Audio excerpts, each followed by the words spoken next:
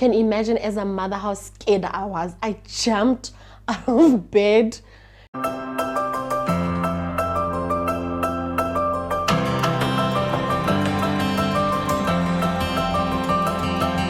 Sambanan, my beautiful friends, my name is Musudi Black Diamond, and if you are new here, please sit back, relax, and if you're a golden and oldie, hello and welcome and thank you so much for stepping back. Bye. And I just want to quickly thank and welcome the new subscribers. Welcome to the family, and thank you so much for becoming a diamond. And if you want to become a diamond, if you want to officially be called a diamond, please don't forget to click on the subscribe button.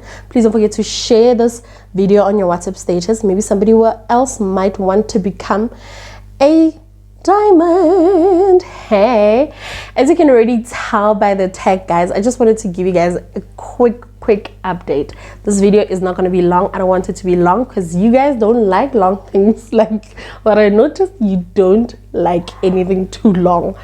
So I've been receiving quite a lot of questions in regards to mommyhood right now. People just want to know, what are you doing, what's happening, and so I decided to, hey, sit down, let's just sit down and cover everything in just one video, right? And like having to answer people separately, and maybe some other diamonds are actually wondering, but they are just I don't want to say lazy to ask, they just don't want to intrude, maybe, I don't know. So yes, nonetheless, I just decided to do this video for my diamonds, for my beautiful diamonds. Yes, guys, the first question that I always get, let me just say properly, the first question that I always get is, how is it being a mother of two? It was really daunting at first. It was really scary at first. While I was still pregnant, I think I was just overthinking it. Honestly, I was just overthinking it. It isn't that bad, or as bad as I anticipated it. And I think also because I suffer from anxiety, so I was just overthinking it a lot. And overthinking just can mess up one's thinking. Honestly, it's not bad. I have a 6-year-old that is about to turn 7 years in a month, 2 months time. That's almost an adult. I said almost, and I didn't say he's almost. I still prep him to school. I still bath him but he's more understanding. I can tell him to give the baby a dummy or whatever, you know, like I can say, please, I don't know, entertain her while I'm going to the bathroom or whatever. But my baby is big enough. And this one is the only baby right now, like the only baby. I still give my 6-year-old attention. I still give him love, but I think he understands that he's the bigger brother. So that makes it a lot easier, and he's very involved, which makes it a lot easier. And daddy also helps. When daddy's not at work in the mornings, I get to sleep and rest, and he takes care of the babies. He'll bathe and prepare the older one to go to school and drop him off while I'm sleeping with the little one. When he comes back, he'll make sure that baby's changed diaper, and so the support really makes it quite easier, quite bearable. Let me not say easier, it makes it bearable. And people are asking me, how was the experience of having my mother-in-law here in my house, as I was in isolation, which is Botseti, Kasitswana. So it was really like Ubudlezana in Xhosa. I think those are the only two languages that I know, Botseti, Ubudlezana, and I heard somebody saying it is isolation in English, the isolation phase after you just had a baby. I think that's what they call it. My mother-in-law, it was my first time experiencing this, because I had my first baby out of wedlock. So this one, it was in marriage. So my mother-in-law, the rightful thing was that I was supposed to go to my husband's home, which is in Mafikeng, to experience butsetse there, right? That was the rightful way of doing it. But my mother-in-law is a very understanding person. In as much as she's old and she's from the older generation, trust you me, that woman is so understanding. She was like, I'd rather not have you come to my house where you're going to be obviously uncomfortable, because it's not home. You're in pain, you have a new baby, you're tired, you're stressed, and be in a not a comfortable place. In as much as I'm comfortable at her house, but I'm not as comfortable as I would be in my own house or at home. So she came here and the experience was blissful. I enjoyed every part of it. That mother-in-law of mine was like, sleep, baby girl, I need you to sleep. She was like, like you just had a baby, like you just had a baby. I don't want you to shock your body.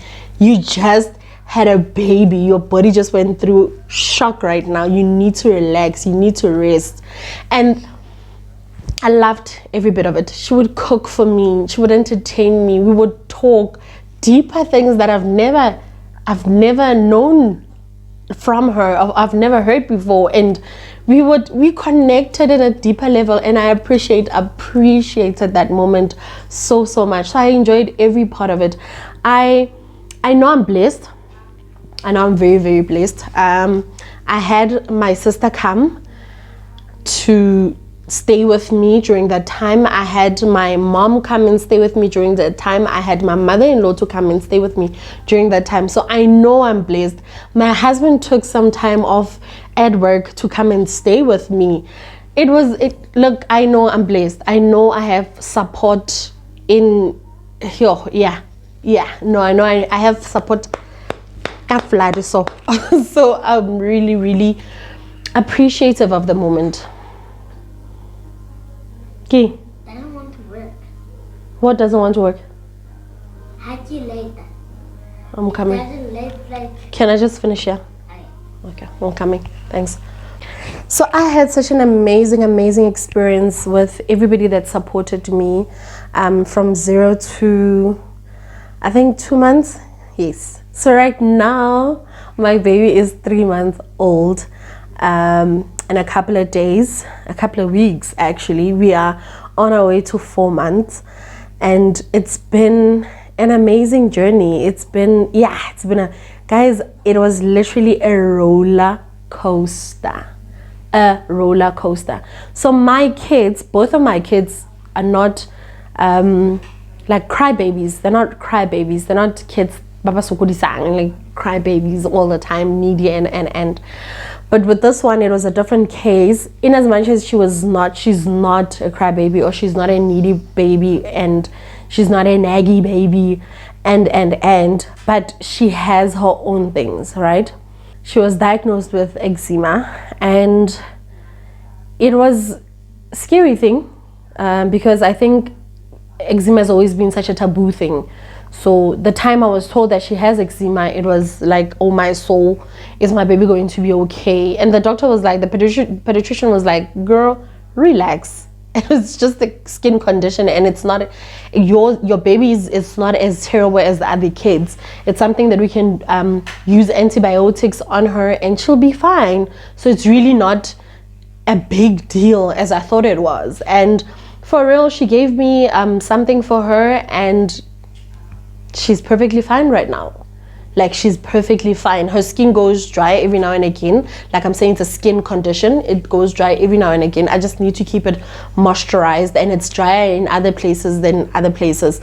So that's how I'm controlling it with the medication that she was given. And other than that, she's a-okay. Recently, baby had pink eye. Now that was scary. Like, I thought eczema was scary. This was scarier. Because she just woke up one day and her eye could not open. She could not open her eye. Like, it had, what do they call them? She had, I don't want to say mucus. I don't want to say an eye sperm. But yeah, she had that right there. If I remember the word, I'll put it there. She had that, and then it dried out obviously throughout the night, and she could not open her eye in the morning. you can imagine as a mother how scared I was. I jumped out of bed and I looked at her, and she wasn't crying. She was talking, like she was cooing and doing what she normally does.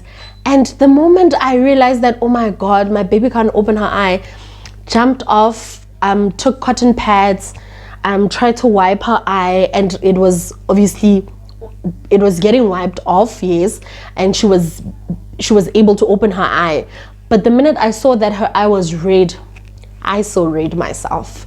I was like, I'm taking my baby to the doctor now. And Daddy was not home, so I video called Daddy quickly, and I'm like, Daddy, look, baby can't open her eye. You know, it was so terrible. I was so hysterical.